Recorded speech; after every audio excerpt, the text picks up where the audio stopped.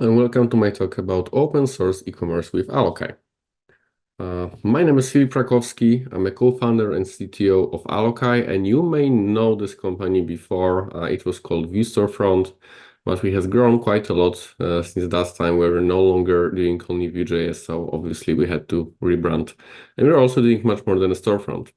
I'm also a tech council member of Mach Alliance. If you don't know what Mach Alliance is, well, in short, is an organization of enterprise e-commerce companies that are pushing composable architecture to the market, advocating for it, and setting the new standards, basically to drive innovation. And before I will do the actual talk, I want to start it by explaining why I actually think the content here is relevant to you, even if you don't work on any kind of e-commerce project right now, and maybe if you won't be working on any kind of e-commerce project right now. First of all, a fact is that there's an enormous number of e-commerce websites being created every year. In the last 4 years, it's tripled, almost tripled. In 2001 alone, due to the COVID-19 pandemic, the number of e-commerce sites in the world has doubled, which is 200%, 204% year-over-year growth. It is huge. And it's super safe to say that almost every web developer out there, including you as well, in our industry, will sooner or later have to build some sort of e-commerce website. By some sort, I not necessarily mean a state-of-the-art e-commerce website, but some sort of website that is accepting the transactions and working more or less in an e-commerce model. While in essence, the e-commerce websites are built with the same tools and it's to follow the same rules as other websites, in the end, it's just an application. The industry has developed certain patterns of building them that aim to solve the problems that are very common and repeatable in almost any e-commerce store. And in today's talk, I want to share with you the essence, what I've learned in the last 8 years in the e-commerce industry. So when the time has come, and you will build your first e-commerce application, or maybe your next e-commerce application, you know how to approach it and how to solve those common problems. And if by any chance you will never ever encounter the challenge, you would still learn a lot from this talk, because as I said, e-commerce applications are no different than any other applications. They just share a common set of problems and establish solutions that you can apply to any other application. So let me start by telling you a story of how Alokai was founded, and then you will understand why actually we embrace headless, why it's great, and we'll also learn how to build a great headless e-commerce application. So when I started my journey as a freelancer, it was more than 10 years ago. I chose the same path as I think most of the freelancers at that time. It was WordPress. It was so easy to build things with it compared to just, coding them from scratch. You had an almost endless amount of plugins, themes, WYSIWYG editors. And as many of you know, WordPress has an e-commerce plugin called WooCommerce. And it was released, I think, around 2011, something like that. It was already quite popular around 2014 when I started taking e-commerce projects. And after years of doing it with WooCommerce, it was amazing. But after years of doing that, in a very easy way, let's be honest, I got a little bit bored with WordPress. So I started looking for bigger and more challenging projects. And I knew that I wouldn't be able to get there as a freelancer. This is why I joined the software house as a front-end developer. And there I started working with Magento. I'm quite sure a lot of you, if you ever work in the e-commerce industry, you know this platform very well. It's one of the biggest e-commerce platforms out there. It's built on PHP. It's super well known from its open source roots and a huge, huge international community. And at that time, there was very little successful open source e-commerce platforms. And the ones who were also successful in the enterprise segment, you could really count on the fingers of one hand. And I think Magento was definitely the biggest one of them. Building Magento frontend was, all PHP with a sprinkle of jQuery and some other ancient JavaScript frameworks like Prototype.js, for example.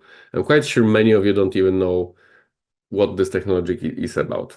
And we had to work with that.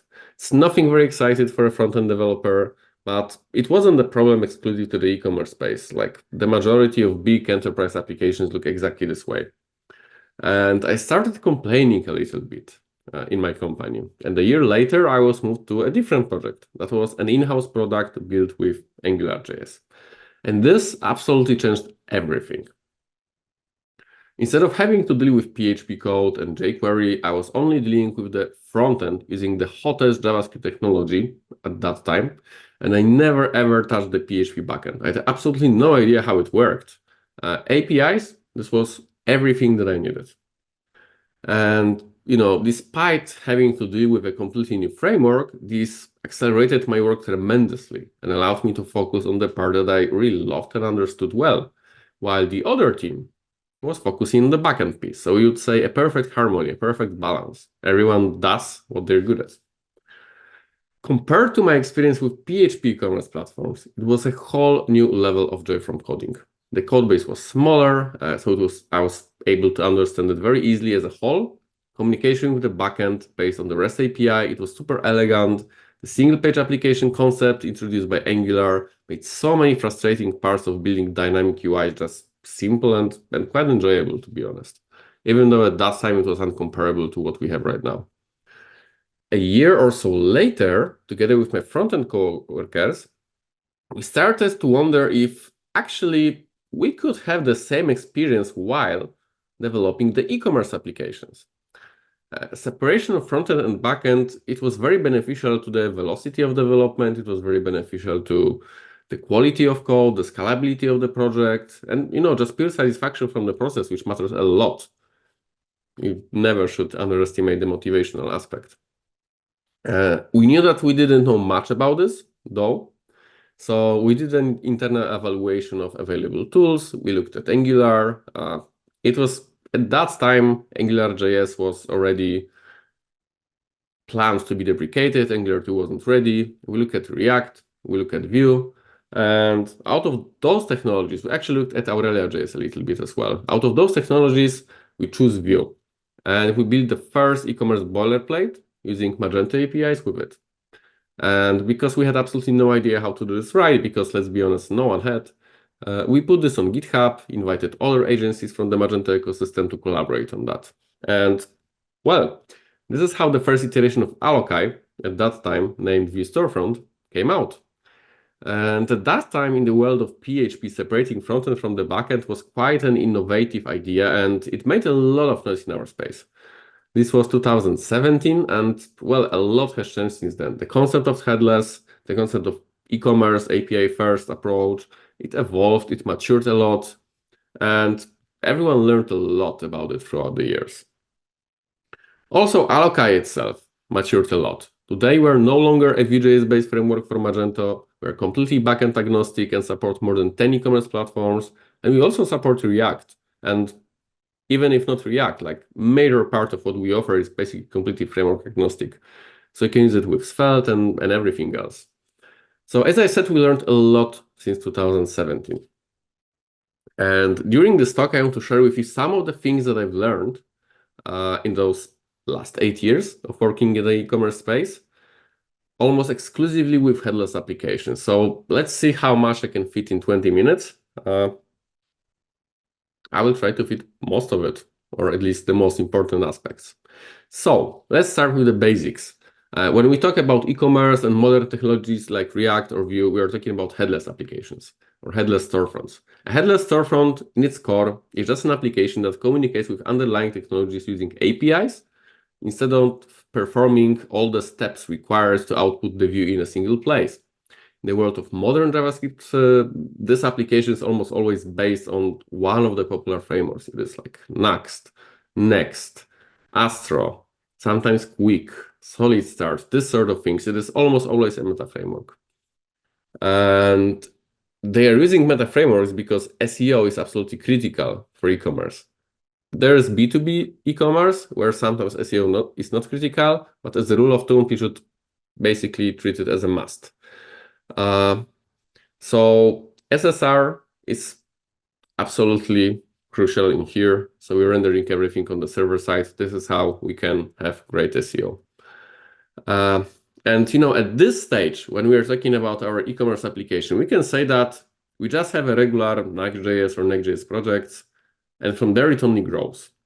And most of the e-commerce frontends, they really look extremely similar and contain of more or less the same UI elements. And this image, I think, just illustrates how similar all of those things are. Like if you look at the components, most of those things could probably have exactly the same markup with a different styling. So you have elements like product cards, mini cards, product sliders, etc. So if it is so common to use exactly the same elements, it is probably smart to use a UI library dedicated to e-commerce, just to accelerate your work and focus on adjusting those things to the branding of your project instead of building them from scratch over and over again. And this is exactly what we also thought at Alokai. So 2 years after releasing the first version of it, we released our own UI library that is called Storefront UI. It is completely open source. You can look it up on internet. And also since 2019, it was completely rewritten to Tailwind, and now it also supports React and Quick. What makes it, I think, in my opinion at least, unique is that the components, they are not abstracted. You literally copy and paste them into your project, and from there, you can customize any aspect of them. And based on my experience, it is 10 times better way to accelerate the UI development than shipping component abstractions. They're often quite hard to customize further than some basic use cases like changing the color or fonts. When we talk about UI acceleration, it's best just to give a boilerplate code and then let people do whatever they want. So that's what we did. But the goal of this library is also to provide some additional granular building blocks like atomic components like buttons, etc. that are actually black boxed, and hooks or composables in Vue.js that will allow you to easily create very custom components that are not available out of the box with ease and just accelerate that. And for simple projects with relatively low traffic, having a dedicated UI library and maybe Stripe attached or some simple e-commerce platform like Shopify is often completely enough to cover most of your needs. Once the UI is done, you just connect with your e-commerce platform APIs, usually through some dedicated SDKs, and that's simply it.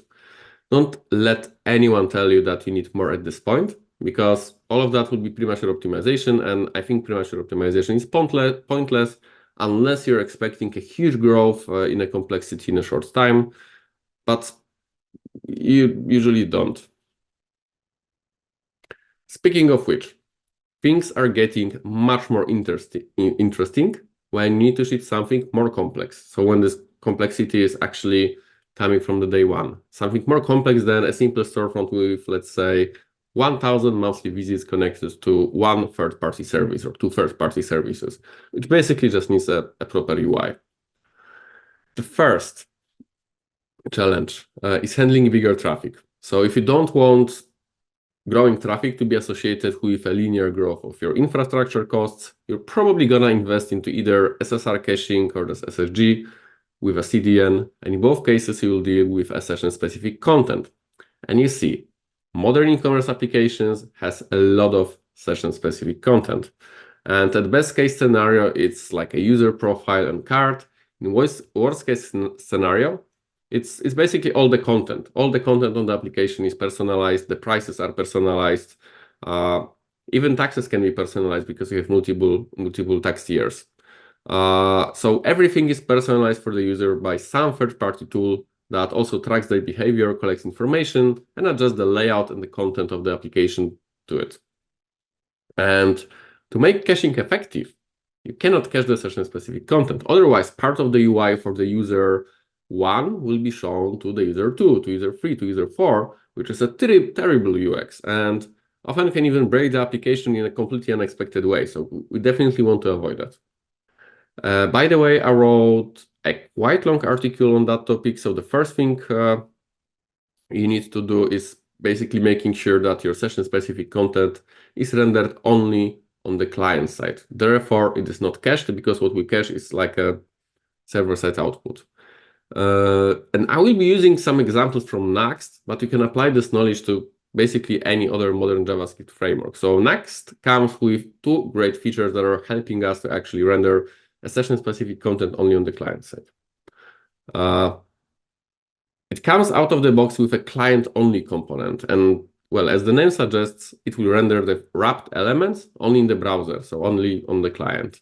Yeah, so if you wrap all the session-specific elements with it, half of your work is done. This could unfortunately lead to some issues with layout shifts and deliver poor performance experience to your users while they're waiting for those components to be loaded. So it's a good practice to actually render some kind of placeholders on the server. So your users know when they should expect something to appear, and when it appears, it's not changing the position of the other elements. This way, you will avoid layout shifts. And here you can see a real-world example of using placeholders in some older version of LinkedIn. You have exactly the same thing on Facebook, and pretty much like all the applications that have loading older than like 200-300 milliseconds. And obviously, Next is not disappointing us here. It has a built-in mechanism for providing placeholders for client-only content with a fallback slot. So this way, we can easily add a placeholder like a skeleton for each client-side rendered component. The second thing we need to take care of is data. Next, but also Next, and pretty much most of the server-side render frameworks, they're saving the data rendered on the server in the HTML file. This way, they are avoiding fetching it again on the client side, which will be like double fetching exactly the same content, which is just a huge waste of time and bandwidth.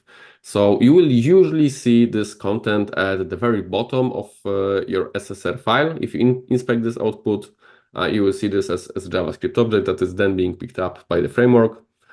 So you must keep this part clean as well, because it is also a personalized content. Luckily, Next is not disappointing us here as well. The useFetch functionality that is being used to, well, fetch the data has a built-in property called server that you can just set to false, and this way the content will be fetched only on the client, and that's it. And you can also test it. To test it, just disable JavaScript in the DevTools and see like a naked SSR output. Preparing for bigger traffic is not the only challenge that you will encounter when scaling your e-commerce application. Another one is data. We talked a little bit about data, but here the data in a little bit different context, because large e-commerce applications, they consume a lot of APIs. And this introduces a lot of new potential problems. So we no longer have like one API for Stripe and one API for, let's say, Shopify. Sometimes we're consuming 10 or 20 or even 30 different APIs that has to work with each other in some way. So it is introducing a lot of new problems that just needs to be dealt with to keep the application scalable and clean. First problem or first challenge is performance. Usually each of those APIs that you're using on your front end, it is consumed through some kind of dedicated SDK. Each of them is adding a few dozen or even a few hundred kilobytes to your bundle. So this way you can very easily make your application clunky and slow even before adding any business logic to it, just at the moment when you're fetching the data. So the last one that I mentioned about is the business logic needed to federate, orchestrate, and transform the data. The data federation is when we need to concatenate multiple APIs to get like a full set of data. For example, you can fetch price and product name from e-commerce, but take the product description from a CMS. And then we're federating this data together so we can display it on the product page. There is another term, data orchestration. This is when we need a sequence of API calls to happen, and this is resulting at the very end as something that we're outputting to the front end. And usually this works in a way that the sequence of API calls, every API call has some kind of result, and this result is becoming an input for the next API call, which is then becoming an input for the next API call, and then the last one is something that we're outputting to the front end. So doing all of that on the front end is generally an anti-pattern. You're not only increasing your bundle size with all the code and libraries needed for that to happen, but also potentially increase the HTML rendered on the server with a lot of irrelevant data, which is commonly known as overfetching. Not to mention that, if you need that to be available in, let's say, some other front end, like a native mobile application, you basically duplicate the code because you have to put exactly the same logic there. So when you deal with multiple APIs and like large amounts of data, it's the best practice is, to delegate that task to a completely different layer than the front end and send it to the front end only, from that layer, and only the data that actually needs to be explicitly rendered on the front end. So you can also strip the data that you have on that layer from like some unnecessary fields. And this additional layer is usually called an API gateway. So it gets the data from all the underlying APIs, sends it to the front end. As simple as that. All the federation, orchestration, enrichments, data transformations, it is happening there. So the front end just gets a very simple and clean data that is easy to display. It is getting it from only one API. So the whole complexity, it is basically hidden. And on the front end, we also just install usually one SDK that is responsible for connecting with API gateway. So at Alokai, this layer is called Alokai Middleware. And Alokai Middleware is an open source library that you can use in any project, and it has a lot of out-of-the-box integrations, and it's completely that simple to install. So literally, what you need is just one file. You create a middleware server and then another file with configuration. This file with configuration is called middleware config, and it is really the only file you really need to deal with. When you want to add a new third-party integration to it, and we have plenty of those available, you simply add it under the integration field, and that's it. You can now query it from the front end, and the response will go through the middleware. Middleware has a very friendly extensibility system that allows you to basically override existing endpoints, because every integration is exposing a set of endpoints, and create a new endpoints. And it's super handy for the data federation or data orchestration use cases that I was mentioning before. For example, here we can see how we shipped an extension that exposes a completely new get PDP. PDP is an acronym for product details page, endpoint that concatenates the product data from SAP Commerce with its descriptions from Contentful. So we're getting data from two sources, concatenating it, and sending together from the front end. We're just querying one endpoint. We're completely unaware where this data is coming from. Of course, we can also, just remove some of the fields that are irrelevant, etc. Like, this is the power of having like a separate layer. By the way, we also ship a front-end SDK for this middleware that allows you to fetch each endpoint as a fully typed function. And I think it's quite cool to have this type safety. And that would cover the key things to know about building complex e-commerce projects. So to summarize, the absolute essence of the stock. When you are building e-commerce storefronts, for simple projects, really everything that you need is just accelerating your work with UI libraries, because e-commerce UIs, they are quite repetitive. Then, when we are starting to have some kind of scaling problems or scaling challenges, then we obviously need to think about cache. Then we should think about removing session-specific content from the SSR output, because this could break our application.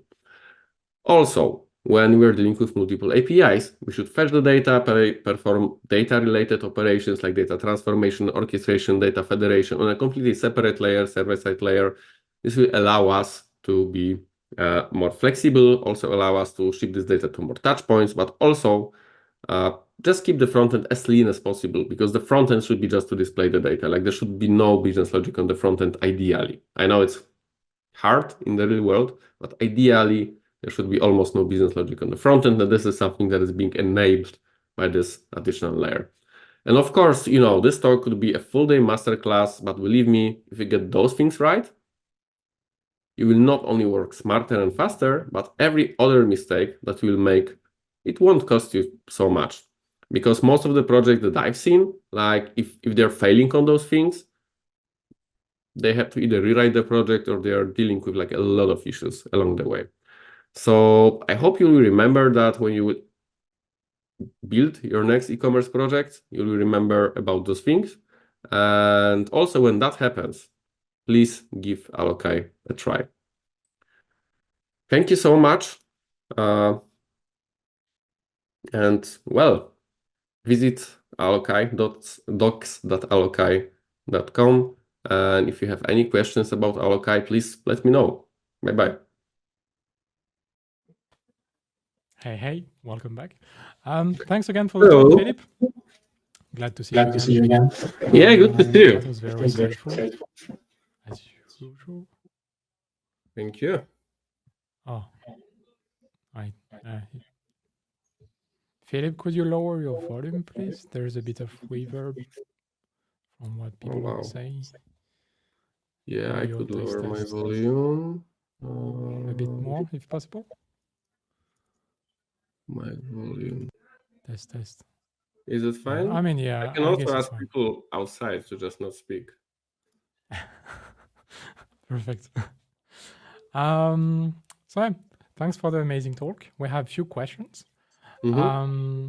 Which the first one is, what tools and metrics do you recommend for monitoring and optimizing storefront performances in a headless environment? Like basically monitoring. Okay, Yeah.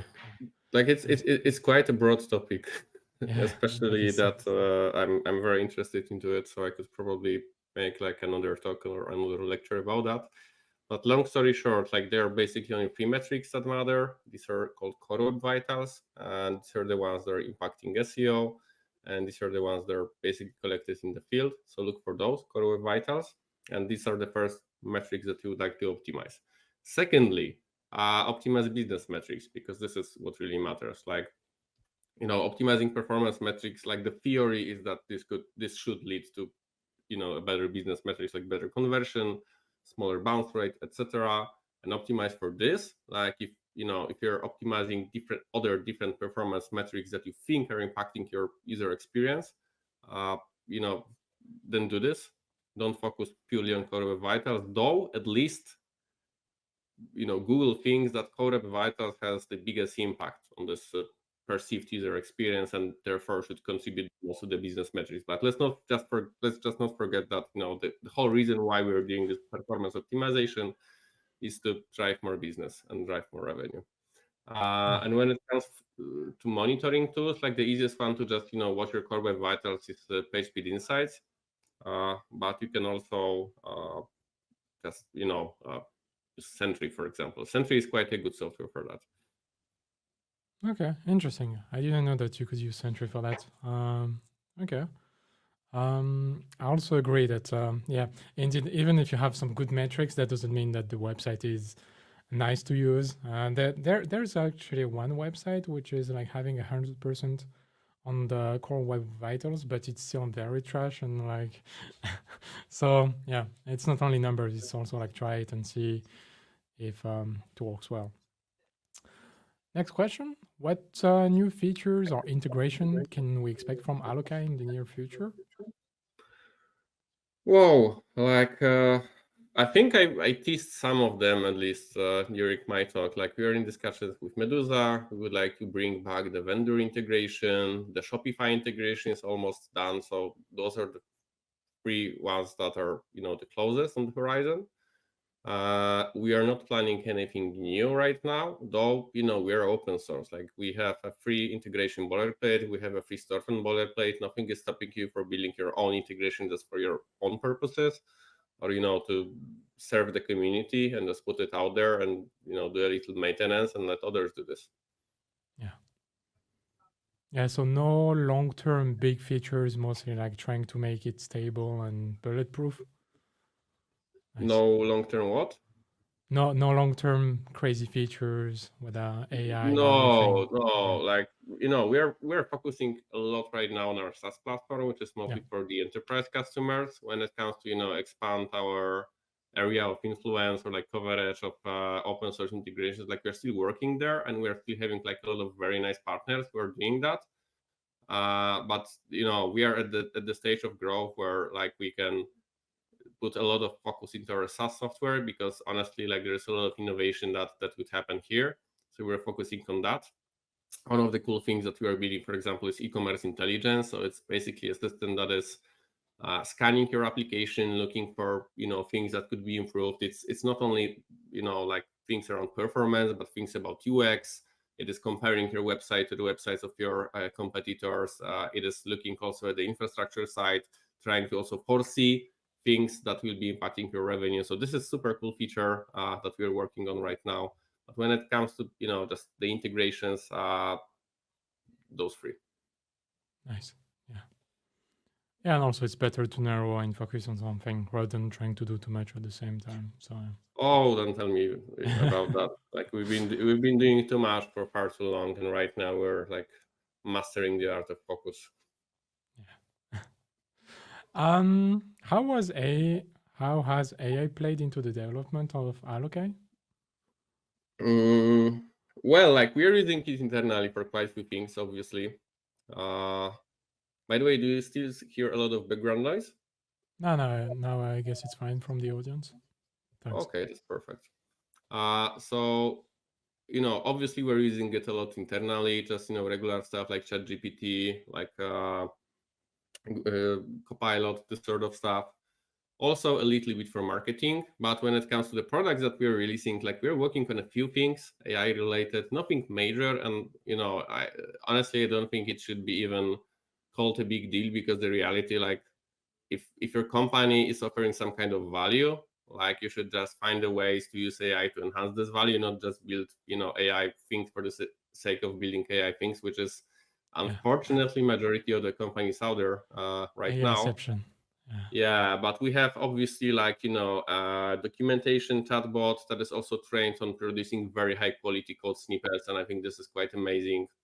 We have a tool for automated code reviews that is in the making. We have also a project bootstrapping tool that is in the making, that is basically allowing you to spin like an Alokai project with the certain set of integration, a certain set of modules, also already slightly customized with colors and this sort of stuff within like 5 minutes, which is honestly quite cool and saves a lot of time. But mostly this, so like automating repetitive work, making sure that all the bootstrapping that was done by people before or by CLIs we can also do through AI. And I think this is when there is a lot of potential, like especially bootstrapping when you have a certain number of combinations of software, like certain number of combinations of integrations and other things. It's very hard to put that into a CLI, because then your code base is basically becoming a bunch of ifs, and it is super hard to maintain, it is super hard to test. When you have AI, it is not leaving the track in your code base. You're literally telling like put those things together, and it's doing that. So this way it's much more scalable. So this is quite exciting thing. Also, he's not really able yet to like think broadwise and like know where to go. It's more like, oh yeah, I have a small problem, I'm gonna fix it, and it's narrow. So yeah, it's feasible. If you have like a broad scope with a lot of things to consider, that's not. I would say this quite good for a broad scope, honestly, but only for the scaffolding. Like as long as what you want to do is just create a list of tasks, then break those tasks into smaller tasks, and just go one by one, it is quite good, and it could produce really like quite crazy content, really, like quite complicated code bases. But then from there to actually fixing something in the existing code base and understanding the existing code, there is a huge gap. Like I would say it is mostly usable those days for scaffolding, and it could scaffold pretty crazy stuff if you have a good documentation, but nothing beyond that yet. Yeah, I wish that AI sometime just like fix the tools, and so that way you don't need to like have your whole setup with VTS lint prettier, monorepo, and that AI could just fix that. That would be nice. Oh yeah, that would be amazing. Rather than like hallucinating on your front-facing app where you have users and you don't need to have any mistakes. So yeah, that's a bit more tricky.